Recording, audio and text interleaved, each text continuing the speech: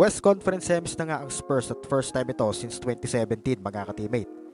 Nakakatuwa at nakaka-proud ang nilalaro ng Spurs so far sa liga na kahit nandyan pa nga ang mga naglalakihang teams tulad ng OKC, Celtics, Knicks at Nuggets ay paratag tayo na kayang pumalag ng Spurs sa kahit kanino bang kupunan sa liga. Well, sa Game 5 hindi na talaga pinaisa pa ng San Antonio Spurs ang Portland sa series na ito, gayunpa't kompleto at healthy sila pare-pareho. Credit sa balance scoring ng Spurs sa Game 5. Basel with 10 points, Champagny with 19, Wembanyama with 17, Fox na may 21, Castle with 15, at Dylan Harper na kumamanda ng 17 markers. Ang isa sa dapat nyong mapansin sa Game 5 ng Spurs ay ang naging susi nila para hindi na makapalagang Blazers at makaisa pa. Ang tinutukoy ko ay ang depensa ng Spurs from start to finish.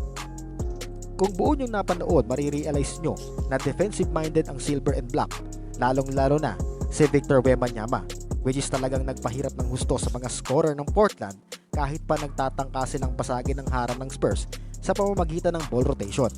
Priceless reaction naman para sa daddy ni Wembanyama nang matapal niya ang mga crucial shots ng Blazers sa fourth quarter na siyang naging game turning point para hindi na mag-attempt na humabol pa.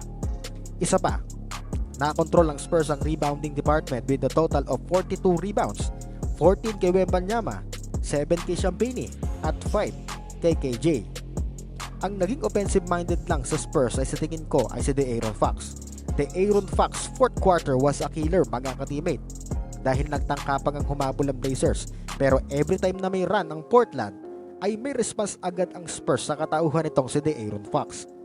Kung tutuusin, kaya ni Fox na gumawa ng 30 plus points every game. Kaso Spurs kasi yan, kaya obligadong i-disseminate ang scoring. Hindi lang yon, pati ang pagpapacilitate ng play para luminya siya sa game plan.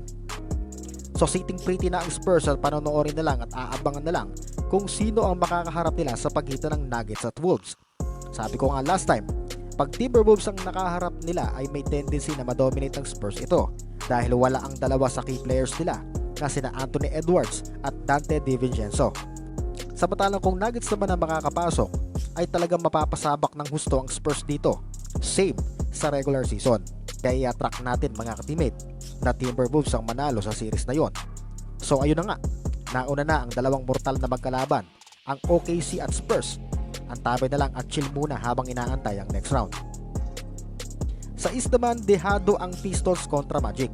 Hindi naman natin masabi kung sino ang aabante talaga sa Hawks at Knicks.